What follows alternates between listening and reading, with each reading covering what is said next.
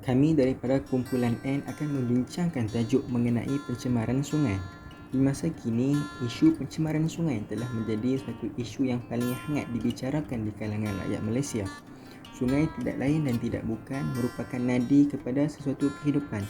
Ini dapat dibuktikan lagi dengan fakta sejarah yang mengatakan awal tamadun manusia bermula di sepanjang lembangan sungai. Pencemaran sungai sedikit sebanyak akan menjejaskan dan mengganggu aktiviti kehidupan manusia seharian, terutamanya seperti mendapatkan bekalan air minuman dan juga untuk kegunaan domestik dalam aktiviti ekonomi negara. Pencemaran sungai terjadi adalah hasil daripada aktiviti-aktiviti manusia yang tidak sistematik dan tidak bertanggungjawab. Di sini terdapat beberapa punca yang menyebabkan pencemaran sungai berlaku di Malaysia. Antara punca-puncanya ialah pembuangan sampah sarap ke dalam sungai. Terdapat segelintir individu atau pihak tertentu yang tidak bertanggungjawab membuang sampah sarap sesuka hati ke dalam sungai tanpa memikirkan kesannya. Tinjauan yang telah kami lakukan mendapati segelintir penduduk-penduduk yang berada di sekitar sungai Lembah Kelang masih mengamalkan mentaliti kelas ketiga dengan sesuka hatinya mencampakkan sampah sarap ke dalam sungai. Ini menyebabkan Sungai Kelang merupakan sungai yang agak kotor di dalam Malaysia. Manakala pada tahun 2017, 59 tan sampah telah dikutip sepanjang Sungai Kelang hanya dalam tempoh 6 bulan pertama. Punca yang kedua ialah pembuangan sisa kimia daripada kilang ke dalam sungai.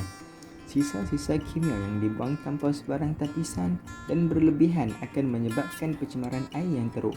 Banyak kilang yang melakukan aktiviti ini secara terlarang kerana penyelenggaraan sisa-sisa kimia yang betul memerlukan kos yang tinggi.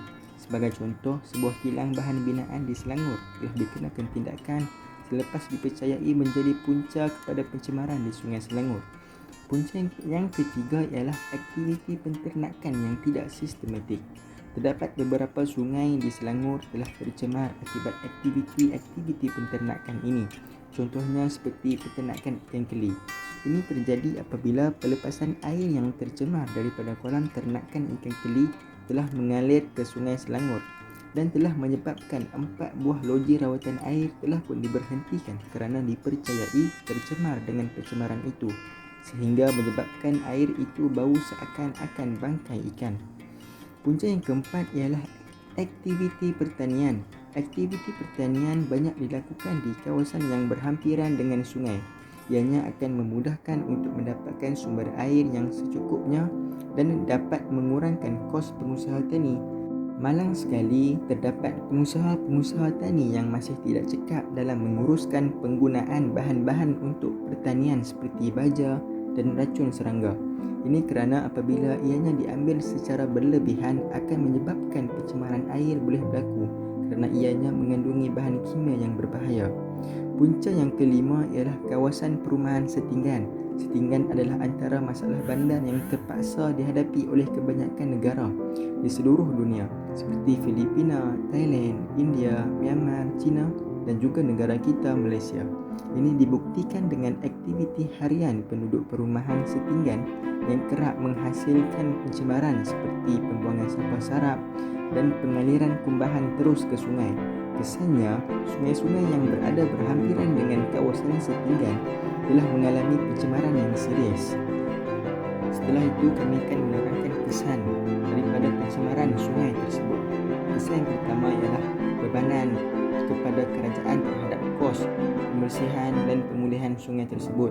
Kerajaan terpaksa memperuntukkan kos yang banyak dalam menangani masalah ini.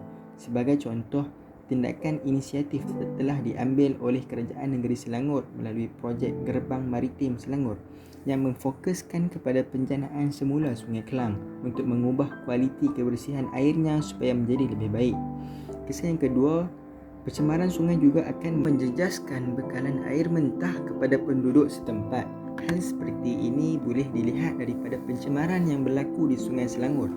Penduduk di sekitar Lembah Kelang terpaksa menghadapi gangguan bakaran air apabila loji rawatan air LRA Sungai Selangor dan rantau panjang terpaksa diberhentikan.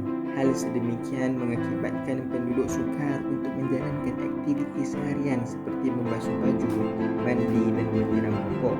Kesan yang ketiga ialah kehidupan akuatik juga akan terancam dengan pencemaran sungai. Sebagai contoh, apabila minyak yang banyak dari sisa pengkilangan dilimpahkan ke sungai, hal ini menyukarkan bagi ikan untuk mendapatkan oksigen, malah akan menjejaskan tumbuhan air seperti pokok bakau. Perkara ini akan memberikan kesan kepada kepupusan kehidupan akuatik. Hal berikut juga akan menjejaskan kegiatan sosial dan ekonomi. Contoh yang paling dekat ialah para nelayan.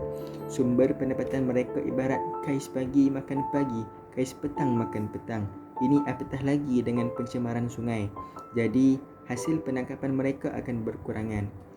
Selain pada itu, kesan yang keempat ialah pencemaran sungai juga boleh menjejaskan peluang pekerjaan dan ekonomi negara. Ekonomi negara akan jatuh dengan merosot sekali kerana semua hasil sumber air tawar yang dulunya banyak dieksport ke pasaran antarabangsa telah berhenti begitu sahaja. Disebabkan kekurangan sumber, ianya telah menjadi punca ekonomi negara tidak dapat berkembang kembali.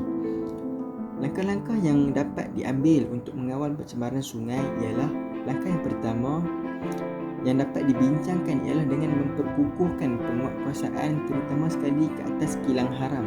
Pihak berkuasa perlu melakukan penguatkuasaan melalui pemeriksaan fizikal di premis dan disokong dengan adaptasi penggunaan teknologi moden serta pendekatan pematuhan kendiri pihak industri. Hal seperti ini perlu diperhatikan dengan lebih ketat kerana sisa-sisa pembuangan kilang yang berdekatan sungai merupakan antara punca yang menyebabkan berlakunya pencemaran sungai. Langkah yang kedua dapat dicadangkan adalah dengan melakukan acara gotong royong pembersihan sungai. Acara seperti ini boleh dianjurkan oleh mana-mana pihak bermula dari pihak berkuasa sehinggalah ke pelajar di peringkat sekolah. Aktiviti seperti ini boleh dilakukan sebagai aktiviti sukarelawan dalam kalangan warga negara kita. Bukan sahaja aktiviti ini dapat meningkatkan moral rakyat negara kita, malah kebersihan sungai kita juga akan dapat ditingkatkan. Akhir sekali, langkah yang dapat dilakukan oleh kita adalah tidak lain dan tidak bukan ialah kempen. Kempen merupakan satu acara yang kedengaran normal tetapi dapat memberikan impak yang besar terhadap diri seseorang. Pendedahan tentang pencemaran sungai beserta efek yang diberikan kepada generasi muda adalah amat penting kerana ia dapat membuka mata dan minda anak muda kini untuk mempunyai sikap tanggungjawab terhadap alam sekitar.